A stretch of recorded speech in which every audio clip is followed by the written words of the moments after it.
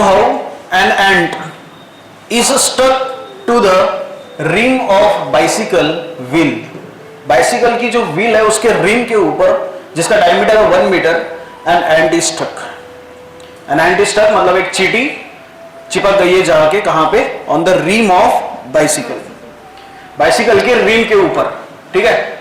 Then while the bicycle is on the central stand, जब bicycle है central stand के ऊपर, बीच वाला स्टैंड जो होता है ना सब बाइसिकल का, सेंट्रल स्टैंड के ऊपर, the wheel is set into the rotation and it attain the frequency of 2 revolution पर सेकंड. जब आपकी wheel is set into the rotation, जब वो व्हील घूम रही है, और वो घूम कैसे रही, कितने स्पीड से घूम रही है या कितने फ्रीक्वेंसी के साथ में घूम रही है? 2 रिवॉल्यूशन पर सेकंड, मतलब 1 सेकंड में 2 रिवॉल्यूशन कंप्लीट कर रहा है वो. क्लियर. देन इन 10 सेकंड, कितने सेकंड में? 10 सेकंड में. अब ये कंसेप्ट देखो बहुत अच्छे से कि जिस समय पे जब साइकिल बाइसिकल जो भी है वो अगर सेंट्रल स्टैंड पे होंगी तो उसके ऊपर मतलब वो जो रिम होगी, वो जो बाइसिकल का जो चक्का होगा, वो चक्का पहले 0 पे होगा, मतलब घूम नहीं रहा होगा. तो बट ऑब्वियस उसकी इनिशियल फ्रीक्वेंसी तो 0 हो जाएगी. And then it starts into the rotation, और फिर उसके बाद में वो रोटेशन स्टार्ट कर रहा है. और जैसे उसने रोटेशन स्टार्ट कर दिया तो सडनली 1 सेकंड में 2 रिवॉल्यूशन कंप्लीट नहीं हो रहे. कि देखेंगे आप कभी जब छोटे बच्चे खेलते हुए रहता है ऐसे साइकिल के साथ में, तो आप देखेंगे या ऑब्जर्व करेंगे. So when it starts rotating, है ना, मैं वो पैडल की बात कर रहा हूं जहां से वो घुमाता है, जैसे वो घूमेगा तो चक्का भी घूमेगा आपका. ठीक है. तो जैसे उसने घुमा लिया तो सडनली, या मान के चलो कि पहले ही सेकंड में वो चक्का 2 रिवॉल्यूशन कंप्लीट नहीं करेगा. हो सकता है 1 सेकंड में 1 ही कंप्लीट करे पहले, या हो सकता है 2 सेकंड में 1 बार कंप्लीट करे रिवॉल्यूशन, मतलब एक कंप्लीट रिवॉल्यूशन. हो सकता है भैया कि 3 सेकंड में 1 रिवॉल्यूशन कंप्लीट हो इनिशियल लेवल पे. ठीक है. तो उसने क्या बोला है कि 2 रिवॉल्यूशन पर सेकंड अटेंड हुआ कितने सेकंड में? 10 सेकंड में. मतलब व्हेन इट स्टार्ट्स रोटेटिंग, जब वो रोटेशन स्टार्ट कर रहा है तो रोटेशन स्टार्ट करने के बाद में उसने 10 रिवॉल्यूशन पर सेकंड, 2 सेकंड पर सेकंड में 2 रिवॉल्यूशन पर सेकंड अटेंड किया है. कितने सेकंड में? 10 सेकंड में. मतलब हो सकता है पहले सेकंड में उसके 2-3 रिवॉल्यूशन रहे होंगे, या एक भी रिवॉल्यूशन नहीं रहा होगा, या 2 सेकंड में 1 रिवॉल्यूशन रहा होगा पहले सेकंड में. 2 सेकंड में और थोड़ी सी फ्रीक्वेंसी बढ़ जाएगी, मतलब और उसका स्पीड बढ़ जाएगा. तीसरे सेकंड में और स्पीड बढ़ जाएगा, चौथे सेकंड में और स्पीड बढ़ जाएगा, 5वें सेकंड में और स्पीड बढ़ जाएगा. तो ऐसे करते करते भैया 10 सेकंड लग गए उसको कितने रिवॉल्यूशन पर सेकंड में आने के लिए? 2 रिवॉल्यूशन पर सेकंड. इसका मतलब क्या है कि 1 सेकंड में वो 1 सेकंड में 2 रिवॉल्यूशन कंप्लीट किए उसने. क्लियर. अब फिर से with uniform angular acceleration, angular acceleration uniform रखा है, मतलब उसका अल्फा का वैल्यू कांस्टेंट है. And when this alpha is constant, calculate. अब देखिए कैलकुलेट क्या पूछ रहा है? Number of revolution completed by the end in this 10 second. जैसे उसने रिवॉल्यूशन करना चालू किया तो 10 सेकंड में वो चक्का कितनी बार घुमा है, that we have to calculate it. वो हम लोग को कैलकुलेट करना है. Again second, time taken by it for the first complete revolution and the last complete revolution. पहले रिवॉल्यूशन कंप्लीट होने के लिए कितना समय लगा और लास्ट वाला रिवॉल्यूशन कंप्लीट होने के लिए कितना समय लगा?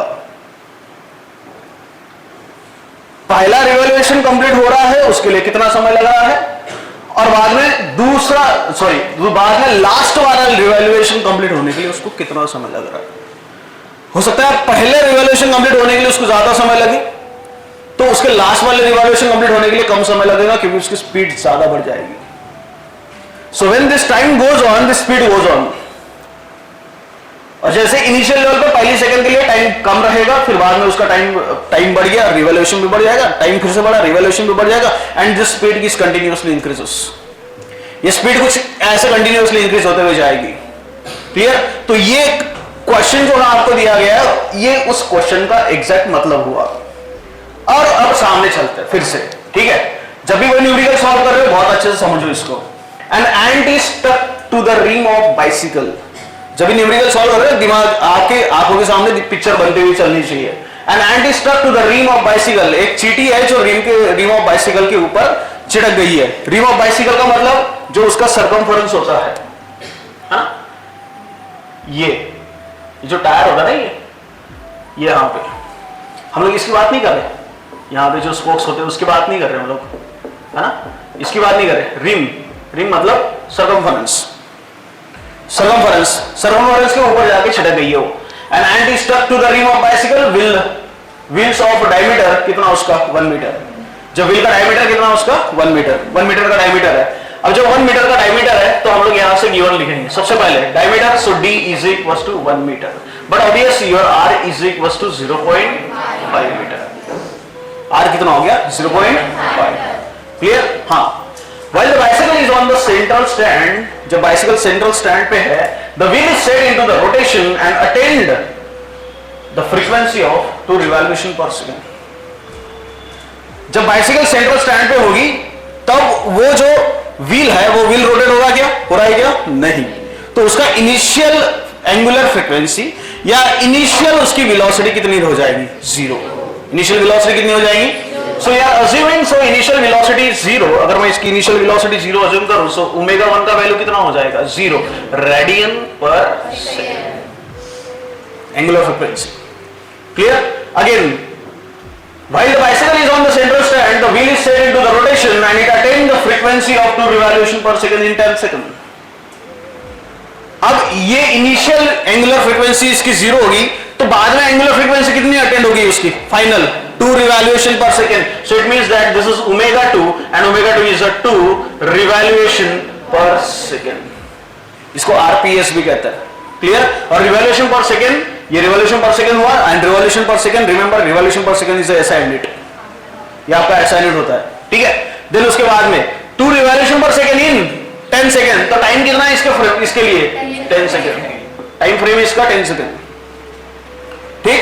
देन उसके बाद में with the uniform angular acceleration, uniform मतलब कांस्टेंट, तो आपका अल्फा का वैल्यू क्या हो गया, कांस्टेंट। अल्फा का वैल्यू कितना होगा, अल्फा कितना होगा बाद में निकालेंगे, बट इनिशियल लेवल पे अल्फा कितना बोला है, कांस्टेंट है, ठीक है। The number of revolution, calculate the number of revolution completed bye ant in this 10 second. 10 second में आप एंट ने कितने नंबर ऑफ रिवॉल्यूशन कंप्लीट किए हुए, तो पहले ये तो निकालना है। Number of revolution perform by this wheel in 10 second. 10 second में ये व्हील ने कितना रिवॉल्यूशन परफॉर्म किया है वो निकालना है, ठीक है। चलिए तो हम लोग स्टार्ट करते हैं पहली प्रोसेस।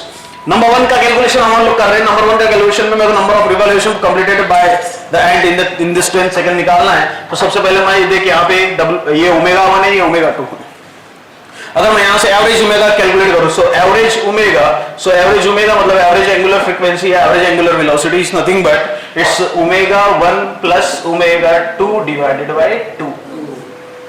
एवरेज की बात करेंगे हम लोग, एवरेज इसलिए क्योंकि हम लोग को पता ही नहीं है कि भैया पहले सेकंड में कितनी हुई है, दूसरे सेकंड में कितनी हुई है, तीसरे सेकंड में कितनी हुई है, हम लोग नहीं जानते। दैट्स व्हाई फर्स्ट हम लोग क्या निकालेंगे, एवरेज। ये बस उसी तरह काम करता है जिस तरीके से अगर मान के चले कि अगर मेरे को यहां से कामठी जाना है या नागपुर जाना है, ठीक है। अगर मेरे को यहां से नागपुर जाना है तो मैं को नहीं पता कि मेरी यहां से लेके मनसर तक कितनी स्पीड थी, मनसर से लेके करान तक कितनी स्पीड थी, करान से लेकर के कामठी तक कितनी स्पीड थी, उसके आगे मेरी स्पीड कितनी थी मैं नहीं जानता।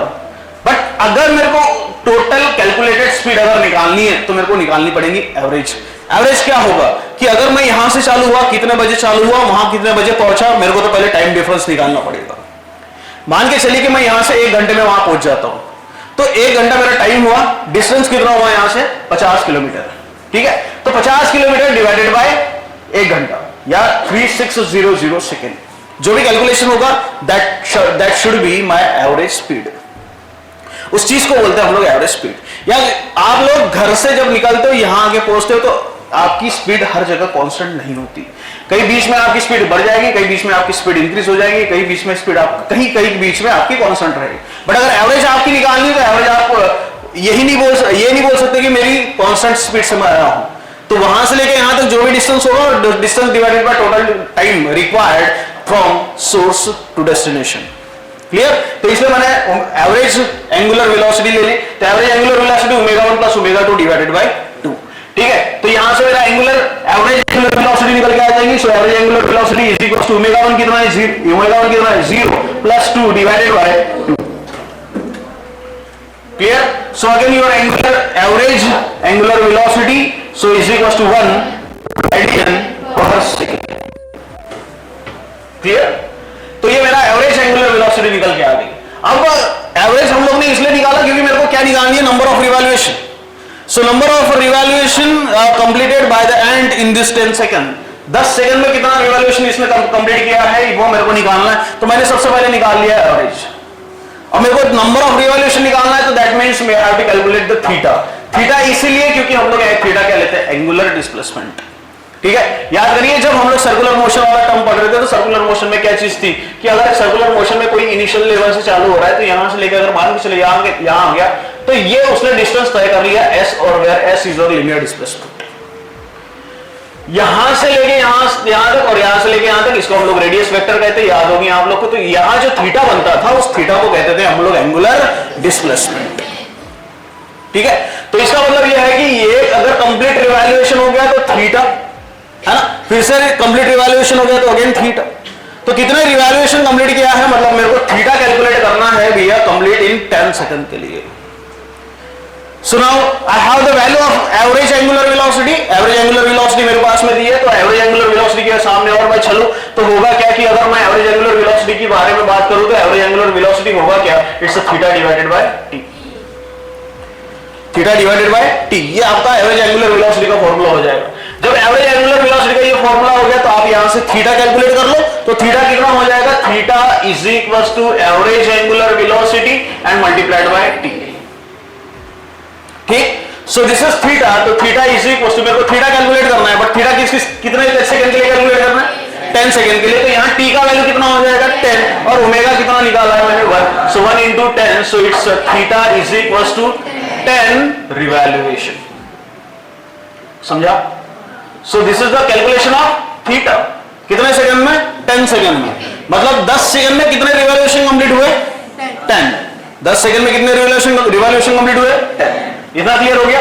जब 10 सेकंड में 10 रिवॉल्यूशन कंप्लीट हो गया है तो देख theta is equal to 10 revolution हो गया। So number of revolution completed by the end in this 10 second. तो 10 सेकंड के लिए हम लोग ने पहले तो कैलकुलेट कर ली। ठीक है, now second calculation for what, time taken by it for first complete revolution and the last complete revolution. अब फिर से मेरे को टाइम निकालना है। टाइम किस चीज के लिए निकालना है, टाइम मेरे को पहला रिवॉल्यूशन कंप्लीट होने के लिए कितना समय लगा और लास्ट वाला रिवॉल्यूशन कंप्लीट होने के लिए कितना समय लगा। This 2 times we have to calculate. अब जब दो टाइम मेरे को निकालना है, 2 टाइम किस के लिए, पहला रिवॉल्यूशन कंप्लीट होने के लिए टाइम निकालना है और बाद में लास्ट वाला रिवॉल्यूशन कंप्लीट होने के लिए मेरे को टाइम निकालना है। ठीक है, सो time taken by it for the first complete revolution and the last complete revolution. अब टाइम निकालना है, इसलिए मेरे पास में 3 कैनेमैटिक इक्वेशंस है। So we have 3 kinematic equations. Now again remember, listen and very carefully. Now see the replacement of linear velocities into angular velocities। जो linear velocities हमारे तुम्हारे को दिख नहीं रहा होगा, इधर आ जाओ, इधर चलिए, इधर आ जाओ बेटा।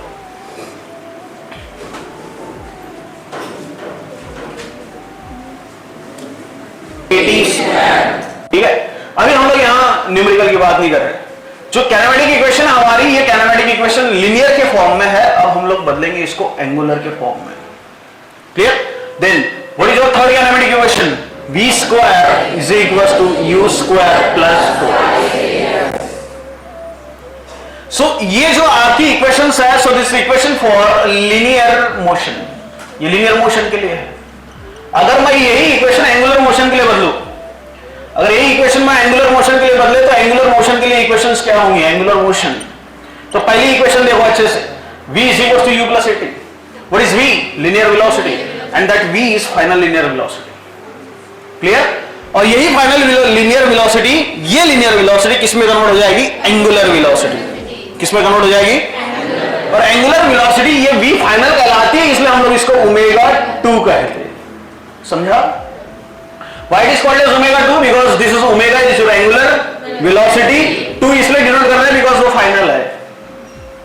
ठीक है?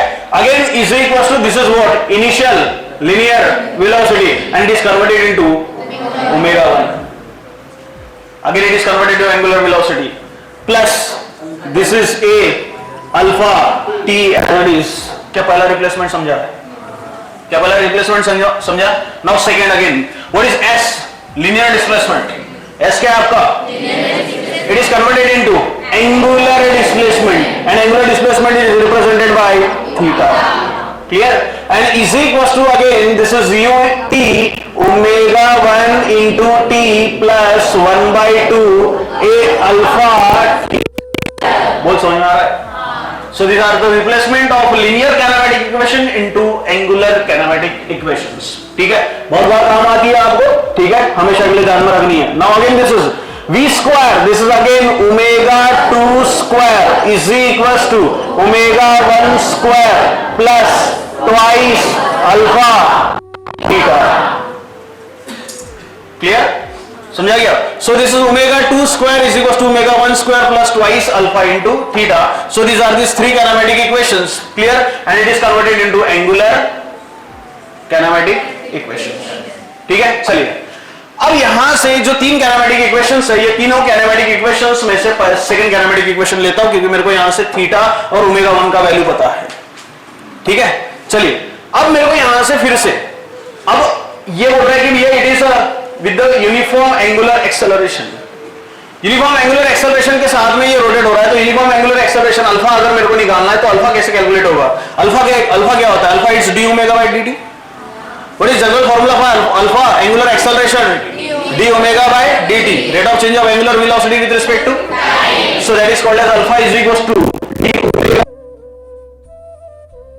चेंज ऑफ, ठीक है? It's omega 2 minus omega 1 divided by t. समझ में आ गया? ठीक है? अब t2 माइनस t1 हम लोग ने इसलिए नहीं लिया क्योंकि हमारे पास मेरा टाइम t1 है ना, तो टाइम t2 है। ठीक है? हाँ, तो यहां से अल्फा मेरा कैलकुलेट हो जाएगा। Again this is alpha is equals to, हाँ बोल कितना? So this is omega 2 is what? 2 minus 0 divided by time कितना है? टाइम तो 10 ही है ना? ठीक है? So what is the value of alpha? Alpha is equals to 1/5 1/, unit radian second square, radian per second. तो यहां से मेरे को अल्फा भी कैलकुलेट हो गया। तो अच्छे से देख लेगा, मेरे पास सेकेंड काइनेमेटिक इक्वेशन है। सेकेंड काइनेमेटिक इक्वेशन में थीटा भी है, ओमेगा 1 भी है, क्लियर? और अल्फा भी हम लोग ने कैलकुलेट कर लिया। बचा क्या? टाइम। और यहां देखिए time taken by it for first complete revolution and the last complete revolution. Time निकालना है, ठीक है? चलिए now we are using second kinematic equations. What is our second kinematic equation? Theta is equals to omega 1 t plus 1/2 alpha t square. ठीक है? अब देखिए यहां से अगर मैं ये इक्वेशन को मैं बदलूं फिर से पहले रिवॉल्यूशन के लिए, दूसरे रिवॉल्यूशन के लिए और अप टू लास्ट रिवॉल्यूशन तक, तो अगर मैं इसको पहले रिवॉल्यूशन के लिए बदलूं तो थीटा 1 कहेंगे इसको, क्योंकि पहला रिवॉल्यूशन। ठीक है? सो पहला रिवॉल्यूशन है तो angular displacement theta 1 is equals to omega 1 t plus 1/2 alpha. मैं पहले रिवॉल्यूशन के लिए बदल रहा हूं और पहले रिवॉल्यूशन के मेरे को टाइम भी निकालना है। पहले रिवॉल्यूशन में कितना टाइम कंप्लीट हुआ है, that's how to calculate. That's why again this is t1 square. What is t1? t1 is a time taken by this and to complete one revolution. t1 क्या हो जाएगा आपका? Time taken by this and to complete one revolution या complete first revolution. सुनो again, चलो value put करते। Theta 1, तो theta पहला रिवॉल्यूशन है तो थीटा 1 का वैल्यू कितना हो गया? 1, राइट? 1 रिवॉल्यूशन, फर्स्ट रिवॉल्यूशन के लिए होगा ये, फर्स्ट रिवॉल्यूशन। ठीक है? अल्फा भी जानते हो, ओमेगा 1 भी जानते हो। So this is 1 is equals to, ये कितना हुआ? 0 plus 1/2, again this is 1/2 alpha 1/5 and this is t1 square. समझा? Now again this is 1 is equals to 1/10 t1 square. Now this is t1 square is equals to 10 and this is t1 is equals to under root of 10. What is value of under root of 10? What is value of under root of 10? Numerical solve करने के लिए बैठो, लगभग है नहीं. This is the time taken by this ant to complete first revaluation. अभी हम लोग निकालेंगे time taken to complete second revolution. ठीक है, again we are using this similar equation. This is theta 2 is equals to omega 1 into T. आप बोलेंगे यहां से ओमेगा 2 कर लो. या ओमेगा 2 पॉसिबल है? या ओमेगा 2 पॉसिबल है? क्यों नहीं है? क्योंकि हमारी काइनेमेटिक इक्वेशन देखिए, S is equals to ut plus half at square होता है and u is your initial velocity. और यहां कन्वर्ट हो गई एंगुलर वेलोसिटी में, तो इसलिए वो थीटा 1 ओमेगा 1 ही रहेगा. Now we are changing the revolution. That's why theta 2 into t plus 1/2 alpha t 2 square. Clear? क्यों 2 स्क्वायर कर दिया? Because we are taking for the second revolution. ठीक है, थीटा 2 सेकेंड रिवैल्यूएशन ले रहे तो थीटा 2 का वैल्यू कितना हो जाएगा? 2. So this is 2 is equal to, again this term is 0. ये टर्म कितनी हो जाएगी? 0. और जब 0 होगी तो देख फिर से बचा 1/2 इंटू 1/, मतलब alpha is 1/5 and this is t2 square. ये 1/10 और इधर 2 20. ठीक है, so again this is t2 square. t2 square is equal to 20 and t2 is equal to under root of 20. So again this is the value of this t2 is equal to 4.47 second. Is it clear? समझा? So this is the time taken by the ant to complete second revaluation. ये से दूसरा revaluation complete करने के लिए. मैं 2 revaluation की बात नहीं कर रहा हूं, मैं दूसरे रिवैल्यूएशन की बात कर रहा हूं. मतलब पहला जब रिवैल्यूएशन कंप्लीट हुआ तब उसको कितना समय लगा? 3.162 सेकेंड. और पहले से दूसरा रिवैल्यूएशन जब कंप्लीट हुआ तो टाइम लगा दे रहा हूं 4.472 सेकेंड. समझा? ऐसे ही अगर मैं चलते रहेंगे तो हम लोग निकालेंगे भैया t9 तक. कहां तक निकालेंगे? t9. क्लियर? अब t9 इसलिए क्योंकि मेरे को 10 रिवैल्यूएशन तक निकालने हैं. समझ में आ गया? और 10 सेकेंड तक भी निकालना है. Now see again this is t9. अगर मैं अभी देख, this is for the first revaluation, this is for the second revaluation. वैसे थर्ड होगा, वैसे फोर्थ होगा, वैसे फिफ्थ होगा, वैसे सिक्स्थ होगा, वैसे सेवंथ होगा, चलते रहेगा. लेकिन मेरे को 6 से 7 तक चलने की जरूरत नहीं है. मेरे को पहले और लास्ट का पूछा है. अगर एक्चुअली में देखें तो सेकंड निकालने की भी जरूरत नहीं है, लेकिन तुम्हारे दिमाग में थोड़ा सी क्लियरिटी हो इसलिए सेकंड हम लोग ने निकाल लिया. अब आप यहां अगर आपके पास में टाइम ज्यादा हो तो आप, टाइम तो वैसे ज्यादा होता नहीं है फिजिक्स में, तो आप थीटा 3 भी निकाल सकते हैं, मतलब t3 भी निकाल सकते हैं, t4 भी, t5 भी, t6 भी, t7 भी, t8 भी. लेकिन आपको काम किससे पढ़ने वाला है? t9 से और बाद में t10 से. क्लियर? तो इसीलिए हम लोग डायरेक्ट अब क्या निकालेंगे? t9 और t10. समझ में आ गया? ठीक है, चलिए. तो मैं अभी निकाल रहा हूं t9 के लिए. तो मेरी इक्वेशन देख, again second kinematic equation. So again this is theta 9 हो जाएगा. 9th रिवैल्यूएशन के लिए निकाल रहे ना. So again theta 9 is equal to how much? This is omega 1 into t plus 1/2 alpha t9 square. Is it clear? चलिए फिर से देखते हैं. अगेन t9 का वैल्यू, सॉरी थीटा 9 का वैल्यू 9 इज इक्वल टू क्या? ये 0. ठीक है, again this is 1/2 into 1/5 t9 square. Clear? तो ये कितना हो गया? 10. तो 1/2 इंटू 1/5, दिस इज 1/10 और 10 इधर 90. So this is t9 square is equal to 90. समझ में आ रहा है? So again this is t9 is equals to under root of 90. It means that t9 is equals to 9.487 second. समझ में आ गया? अरे समझ में आ गया क्या? ठीक है, चलेगा. अभी time taken, now see again, खत्म नहीं हुआ. Time taken by it for first complete revaluation and last complete revaluation. Last बोले तो T10, लास्ट बोले तो ये तो समय 9th रिवैल्यूएशन तक हुआ ना, लेकिन 9 से लेकर के 10 तक क्या समय लगेगा? फिर से 9 से लेकर के 9वां रिवैल्यूएशन कंप्लीट हो गया, ऐसे कंटिन्यूअस 9 रिवैल्यूएशन कंप्लीट हो गए, लेकिन जिस समय 9 रिवैल्यूएशन कंप्लीट हो जाएंगे तो 10वें सेकंड तक 10वां सेकंड जब हो रहा है तो क्या फिर से एक रिवैल्यूएशन होगा उसका? तो वो अगर रिवैल्यूएशन निकालना है, मेरे को देख 10 सेकंड के लिए बोला है, कितने सेकंड के लिए बोला है? तो मेरा T10 क्या इसी को 10 सेकंड हुआ? T10 कितना हुआ? अब यहां से यहां कितने समय में आया, क्या वो मेरे को निकालना है? अरे क्या वही निकालना है? अबे T10 10 सेकंड हो गया और 9 से 10 सेकंड जाने के लिए उसको कितना समय लगा? तुम समझ रहे हो?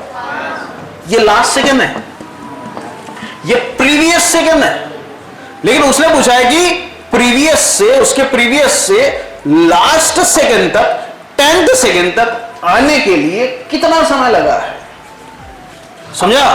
तो होगा क्या? Del T, T10 minus T9, समझे? What is T10 minus T9? 10वें सेकंड का माइनस 90वें सेकंड, 90वें रिवॉल्यूशन का, ठीक है? अगर टाइम डिफरेंस निकालेंगे तो आपको मिलेगा 90वें से 10वें तक जाने के लिए कितना समय लगा। तुम समझ रहे हो? एक चीज और दूसरी तरीके से समझाता हूं फिर से।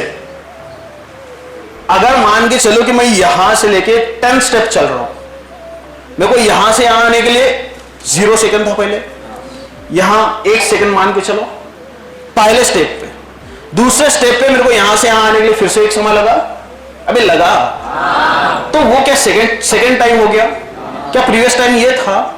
अगर यहां से यहां मेरे को आने के लिए अगर कितना समय लगा है वो निकालने के लिए, तो मेरे को यहां जब पहुंचा वो समय और यहां जब पूछा था यहां समय का डिफरेंस लेना पड़ेगा। बोला समझ में आ गया? सिमिलरली अगर मैं स्टेप बाय स्टेप सामने चलते रहा तो T9 तक पहुंचा, लेकिन T9 से T10 तक जाने के लिए फिर से कुछ तो समय लगा, T10 माइनस T9। बोल समझे आप? अरे बोल समझे क्या? सो वो जो T10 माइनस T9 है, हम लोग इसको डेल्टी से डिनोट करें। Clear? So what is T10? तो डेल्टी कितना? T10 हो गया तेरा 10 माइनस T9 कितना निकाले? 9.487। कितना हुआ? 0.513 seconds. So this is your time required for the last second. ये आपका हुआ time taken for the last second, and the meaning of last second T10 तक, T9 से T10 तक जाने के लिए कितना समय लगा? सो दैट T9 से T10 का समय that is del T 0.513 second. This is your first and very important numerical. ये पहला और सबसे इंपॉर्टेंट न्यूमेरिकल हुआ। समझा? अरे समझा गया? उतार लो फटाफट।